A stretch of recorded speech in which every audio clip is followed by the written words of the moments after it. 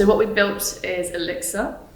We've created a series of smart city technologies where they all integrate in the sort of vision that we've got called Planet 2030, which is a connected ecosystem vision, which integrates all of these different technologies to better humanity. There's something inside me that's always been wanting to do something big, and it's been more, I think that people who build things like this, they always want to help people at the end of the day. And that's what we're doing. Entrepreneurship isn't supposed to be a balanced lifestyle. It's not supposed to be a comfortable lifestyle either. It's supposed to be sacrificing over a period of time in order for you to get the comfortable life. And I think this is going to be really good for the viewers, is to see where it actually started, because it's not where I am right now. So this is what I'm saying about pivoting. It's not about like starting something and then seeing it through all the way to the end. Sometimes along the journey you say, actually, I don't actually want to do this anymore. I'm going to do this, and I found this excites me. But because I was on that journey, I was able to find this one thing that I really do enjoy.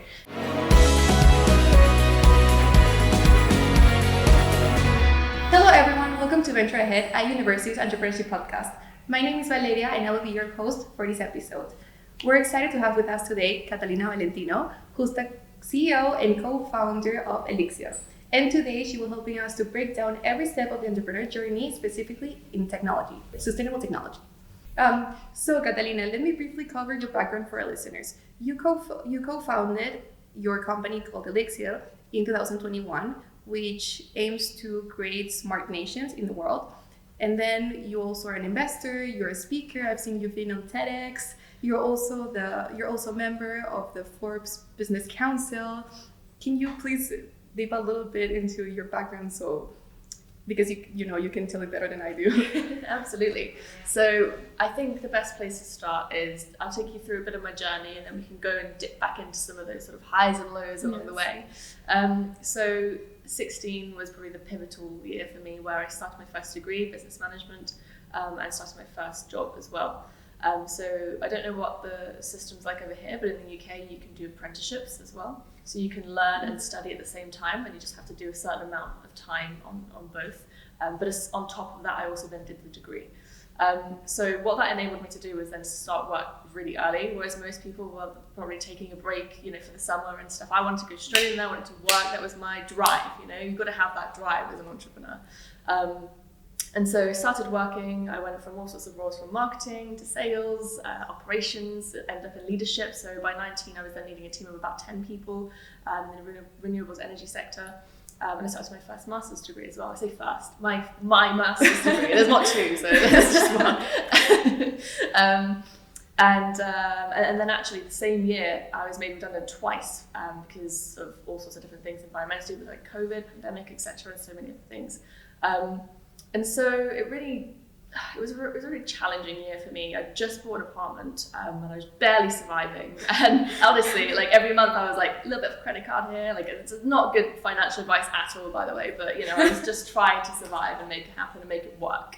And the same thing for the first few years in business. So that's when I started my first company. I then quickly pivoted into various different sectors, and ended up somehow in tech, and sustainable tech as well, for smart cities essentially. So what we built is Elixr. We've created a series of smart city technologies where they all integrate in the sort of vision that we've got called Planet 2030, which is a connected ecosystem vision, which integrates all of these different technologies to better humanity. And it's the first giga project globally, right? Yes, that's what we're calling it. Yeah, exactly. And so we're working with a lot of different departments, particularly with Saudi and UK, especially with the government trades organizations, and also we're looking at piloting in the US as well. So those are our three primary markets right now. And then the next expansion will probably be Africa, the whole continent, and all of South America. Those will be our next targets, simply because a lot of what we try and do is to enable people and that human capital aspect. So with regards to like smart city technologies that we're building, for example, we've got built environment this year. So we've got 3 that we've focused on. We looked at new buildings with digital twin planning technology. So we can simulate cities in this gaming engine technology, and we can then plan better with more data-led decision making. and faster as well. So it currently takes like 18 months or something ridiculous. And it's all like two-dimensional on paper, nobody's communicating, they're all kind of emailing about certain different things get lost. What we've done is we've created a platform where everybody can be in one place. You can comment, you're logged in through like blockchain and smart contracting, where you can actually be responsible for things as a planner, as a developer, whatever it is in the process. And so what we've done is, that's one part, but because we've also got the ability to simulate in real time, which means just basically just seeing what things could look like in the real world, but it's in this platform. What we're able to do then is see what it would look like and then build it in the end gaming engine rather than planning it out in all these 2 dimensions, which takes ages, months and months and months. So that's how we've got it down from 18 to 3 months, which is again a step change, because the more buildings we can build and communities, which is the most important, it's about placemaking and people at the heart of it. Obviously, the more affordable housing we then can build from that with new buildings, with the new technologies. So we've got like a sensor technology, for example, which measures the performance of it, that impacts your health. With better health, you can work better, you've got a better social life. There's so many different things that come from that. So that's essentially a roundabout way of saying what we're doing and how they all connect and how they all have human benefit. And every year we're creating different technologies, education, other different tools as well. So that's honestly amazing, and it's very new right now, right? So I'm honestly very excited to delve into that a little bit later. But right now, what motivates you to wake up in the morning? This is a great question. And to be honest, there's so many different things. Sometimes I'm not even motivated to wake up in the morning, if I'm being completely honest with you. And I'm sure a lot of our viewers can probably relate to that. I can relate to that as well. There's something inside me that's always been wanting to do something big. And it's been more, I think that people who build things like this, they always want to help people at the end of the day. And that's what we're doing. We have this strong will and desire and purpose to build things that can knock down existing systems and replace them by actually making them better and making them more human-central, which is something that we haven't done in the past. So I think for me, just this clear, burning purpose and desire to just want to do this and work on this. And every day it gets better and worse sometimes, and then better and then worse. But I love it. There's a thrill. It's a bit of adrenaline as well with entrepreneurship. And what is your desire with Elixr? Desire, I mean, obviously what we're doing right now is great, but obviously expanding that even further is always an entrepreneur's dream. And the reason why it's not just a selfish gain, but it's actually how many people we can help in the process. So basically your journey started when you were 11. Yes. And then, like you said, at 16 you did your bachelor's, and then at 19 you did your master's. So how did you achieve all of that at such a young age? I get this question a lot, and it's not as hard as you think it is. I just found out-of-the-box ways to think, and I think a lot of that comes down to my mum as well. And this is what entrepreneurship is, it's thinking differently and being resourceful. So at age 11, that was something slightly different. My mum actually, funnily enough, again, my mum comes into all conversations here because she's just an inspiration to me, but she was actually the one who helped to push through me being able to take one of my GCSEs early, because I mean, I was obviously wanting to, I was very studious at that age, but she was the one who spoke to the teachers and got that through, and I was able to sit with the people who were 5 years older than me and actually then try and work through the exam criteria and so on and so forth. So that was great, and I took that, and that was fantastic. 16 when I started my degree, so I mean I started working, that was definitely on me. I wanted to get out there. I didn't have a great experience in school, I just wanted to get straight into work, I wanted to do something.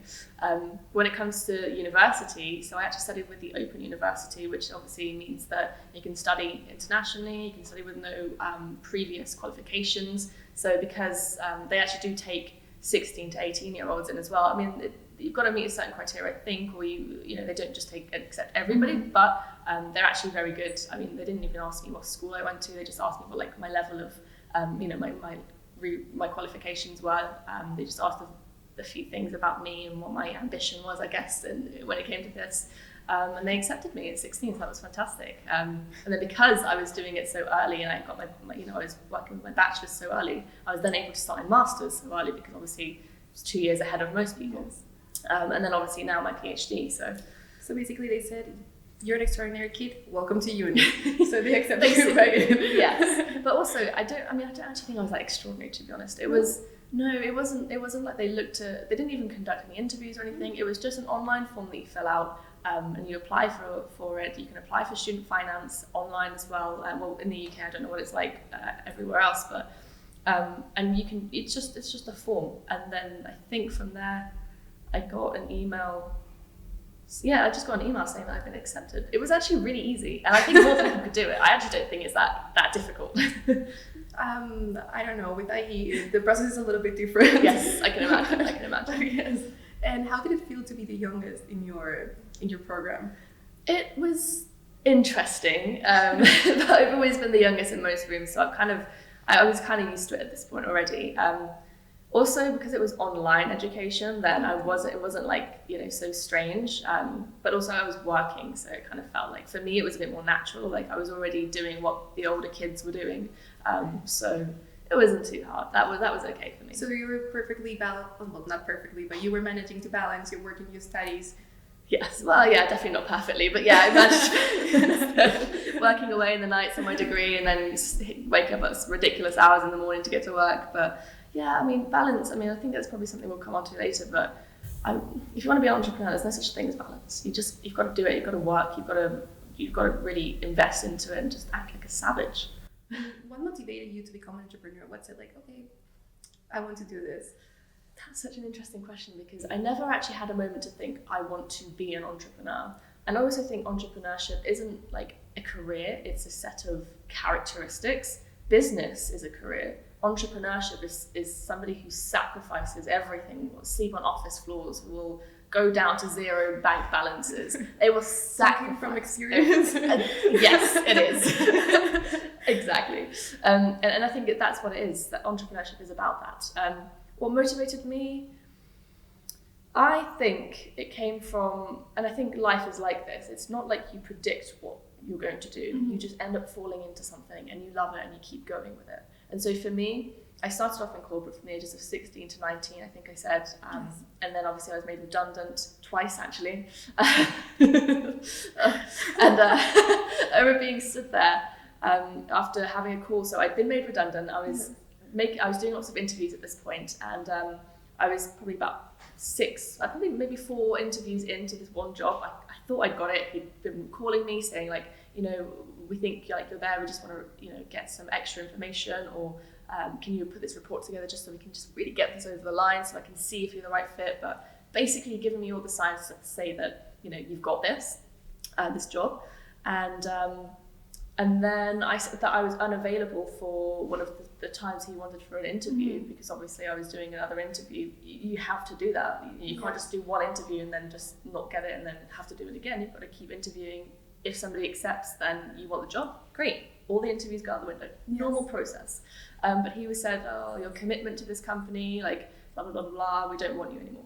So yeah, so after like weeks of interviewing, putting together reports, all this stuff, he just ended up saying like, no, we don't want somebody who's interviewing in other places. And you were like, okay, then don't worry. Yeah, yes, exactly.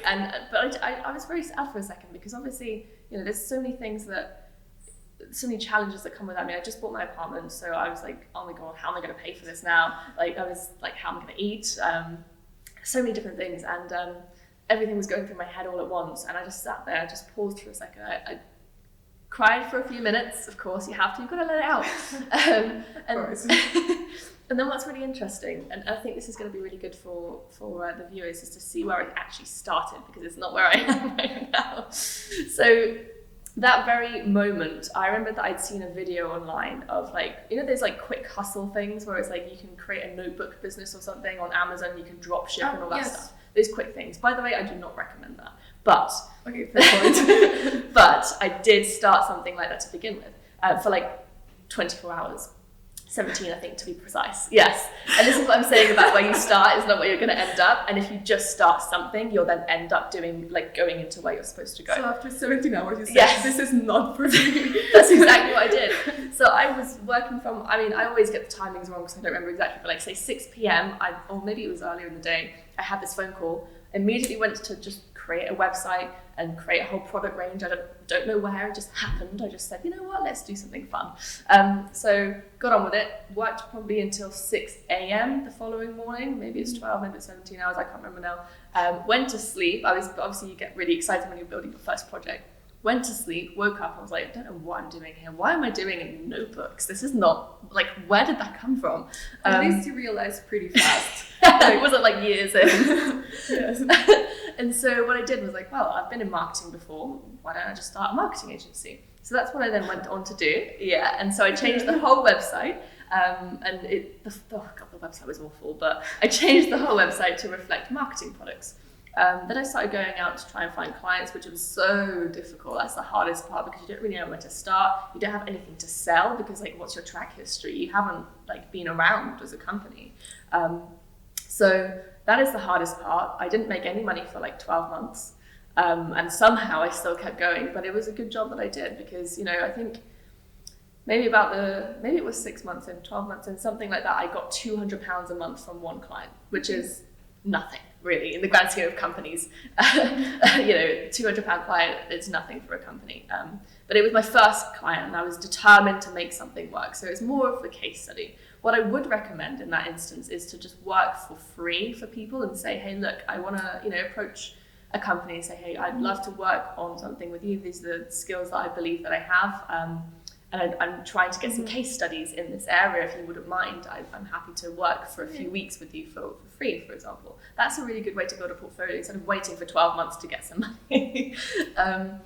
So what I did then, I finally got that first contract and then I was able to start listing case studies. And then I was able to, when I was attending events, so events is also a good thing like South Summit, then I was able to start speaking to people and saying, yeah, we've done this, I've taken this client from here to here, and you can start proving that there's a bit of traction. And that's the good point, because then you start getting a bit more clientele. And so I did, and that was great. And again, it still took another 6 months before I actually started seeing proper income coming in. So we got to we started getting £1,000 retainers, which was good. £1,000 for, a monthly retainer with a client. Fantastic. Do a few pieces of content. Great. And then bit by bit, finally started getting to 10, 15K months, and then transpired from there, which is great because that's the part where you feel like, oh my God, it's finally come after a year and a half of building something I wasn't sure was going to come. Here it is. So this is the first point of success, right? For when you start out. And then from there I went to seek investment, and then I was going to build a whole app around it and so on and so forth. And then I ended up actually building a few other companies around that. So I was going to look at an education platform because that was something really interested me. I was getting a lot of DMs from people saying how do you get started? How did you do it? So I was like, you know what, let's build an education platform around entrepreneurship. So that's what I was going to do. Didn't end up actually doing it. I probably started for 6 months, and then I ended up actually meeting my co-founder. So what I did was, there were so many projects that I was starting on, but Elixr really started to take shape, and that became my big focus. And this is what I'm saying about pivoting. It's not about starting something and then seeing it through all the way to the end. Sometimes along the journey you say, actually, I don't actually want to do this anymore. I'm going to do this. And I found this excites me. But because I was on that journey, I was able to find this one thing that I really do enjoy. And I feel like I finally found that place. And only really this year I felt like that. The last few years it's been great and I've really enjoyed it. But I've really found my place this year. And that's the sort of STEM, engineering and technology. For me, the smart city deployment as well, that excites me, and that's what I'm doing my PhD around as well. And that is, I guess, the journey. The good thing is that at least you didn't waste time. You were just trying out different things, trying to learning also from your mistakes. Yeah. So for example, what's one of the biggest mistakes that you've done, and what did you learn from it? There's a lot. Every week you make mistakes. And that's the thing, I think people get carried away into thinking they've got to be perfect. You only learn when mistakes are made. One of my earlier mistakes was, because I'd been in corporate for so long, I was used to them going to these big expos and that's how they marketed themselves, and then they printed 10,000 flyers and stuff and all that stuff. So I did that, which was the worst spend of in history. Who needs 10,000 flyers of a company that doesn't do anything really at this point? I had 2 case studies. Yeah. And so I spent so much money, a few £100, just getting these flyers and trying to get into trade shows, which had zero return. But what I did later, which was really great, was actually finally found that LinkedIn was a really good tool. And this is something I'd recommend to students as well listening to this, or anybody for that matter, is get on LinkedIn. Even if it's a case of you don't have to be posting stuff, but start engaging with people, start building relationships with people. That's how it all started for me. LinkedIn was the transitional period for me. It was a transformation. because I was able to, for me, I started posting about the entrepreneurship side of things, what I was doing, that was great. I'd been posting on LinkedIn for like 2 years before then, and it was like terrible. Like nobody knew who I was or cared for that matter, but that's because I was talking about things that people didn't care about. So again, another learning curve there, you know, getting used to like what people need to see. Yes. But LinkedIn is the place to go. You can build relationships with people. For me, I also recommend like voice notes. If you're speaking to somebody, if you've met somebody, you can engage with them with a voice note. It's more personal, you build a relationship. I think people, when they start out, are really scared they have to be professional, but actually we're all human, right? And when I walked into this room, I mean, we bonded as amigas, as friends, you know? And that's what it is. And hopefully you'll remember me after this because of that lovely, charismatic energy, right? You have to give that. You can't sit here and just be more corporate, because nobody's going to remember you. Nobody's going to want to do business with you. People like people. So you can say you're more of a people person. That's how you say it, no? People? Exactly that, people person. People person, okay. You're a people person that has helped you to also like build your network and make you like expand your startups and your ideas and reach out to more people. Exactly. And by the way, you don't have to be like extroverted. I'm an introvert. This is a secret. But I hate being out about and like in everybody's space. I love being in my little room, typing away on my keyboard or writing some stuff down, researching something or building something. That's me. I'm the little office nerd in the background by nature, and I had to learn to become this person that I am today, because you have to. I mean, as an entrepreneur or as a CEO, as a business person, whatever it is that you're doing, you have to learn to interact with people. That's one skill that if you want to become an entrepreneur, you have to have. But then there are also, I suppose, on the flip side of that, which has just come to mind, there are people who, you know, if you are an entrepreneur, maybe you're the CTO, maybe, you know, you can be an entrepreneur and be a CTO and be in the background. You know, we've got plenty of those around. And even if you think of like your Elon Musk's and your Jeff Bezos's, they were sort of the background guys who now have become the front-facing guys because they've built such large and successful companies. But again, you don't have to be this people person. Maybe I'm wrong there. So actually, like, I think you being an introvert helped you a little bit, like, because you had to challenge yourself in some way. Yes, like you had to try to go beyond, and the first time maybe you step on the stage, you were like, what am I doing here? How am I supposed to talk to millions of people? That was the toughest thing for me, and it still is a little bit. The first ever speaking engagement I had was like in front of 4 people, and that was scary. Like, and it's just being in that, like, where everybody has to listen to you, and you're just hearing the sound of your own voice, and you hear yourself tripping up, and you hear yourself, and you just critique. What I then learned from that, plus a few other speaking things along the way, I think I did a lot of podcasts in between as well, which helped because it's not like in front of so many people. What I learned from that is, don't critique as you go, just say what comes to your mind, because you have to make it sound natural. If you try and force it too much, then that's when you start stuttering. So free flowing, breath work, in, out, and get on. What are maybe some of the techniques that you use, like to balance your life? Good. Oh, for balance in life? Yes. I don't really think I have balance, to be honest with you. No, and I'm being completely honest there, because you have to be really. I think there's a big conception to say, like, you have to have a balanced lifestyle. If you want a balanced lifestyle, then work in a corporate job. Great, or some corporate jobs, not finance or anything like that, because that's crazy hours too, or law. But if you want a balanced lifestyle, go there. Entrepreneurship isn't supposed to be a balanced lifestyle. It's not supposed to be a comfortable lifestyle either. It's supposed to be sacrificing over a period of time in order for you to get the comfortable life. And not everybody gets that. But you know, that is what entrepreneurship is. And so for me, you know, I wake up immediately, I'm just on my phone looking at emails, seeing what's come in overnight.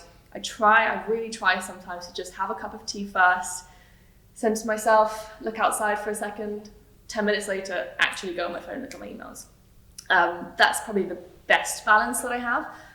But I do straight away from waking up, I'm there looking at emails. I've got meetings straight away, take meetings in between that, and then writing emails, and then more emails come in, and then I have to actually do work, you know, because meetings is one thing, but you've actually got to do the work to build the companies, you've got to manage projects. And then again until probably late at night. Sometimes I finish probably around like 8 p.m. or something like that, and then I'll like take a break for a bit, have some food, maybe eat a bit earlier whilst I'm doing some work or something. It depends on the day again. But then again, you know, I'll be watching something if I'm trying to like take my mind off of work for a second, and then I'll start thinking about work. And it's just a lifestyle. You can't switch off from it. You know, you start thinking about, oh, you're watching something like, that could be an interesting concept for this company over here, or I could maybe do that, or I've learned something that I can apply to this company. Do you know what I mean? So you're always switched on. And even when I go to sleep, like I'm still seeing emails coming in because, internationally, we're working with so many people. Emails are coming in left, right, and center at all times of the day. So it's not a balanced lifestyle. And anybody who thinks it is, try and find something that maybe would be more suitable. And what are the next steps for you? Good question. Let me think about this. I take each day as it comes. So I do plan a rough idea of what I want to see in the next few years. So it's like, hey, I want to finish my PhD, or I want to get Elixr to X place, like roughly where I want to be. But again, in entrepreneurship, every day is different. Yes. You don't know where you're going to end up. When I started off with a notebook business for one day, I then ended up here building smart city technology. So you can't really have a huge plan, but you have an idea of where you want to go to, I think. Honestly, it's amazing everything that you're doing now. And like you mentioned, the journey is going to change so much. Like your life literally changed 180 degrees, and it led you to where you are, and you're passionate about it, and you're happy. So that's what matters, no? Exactly.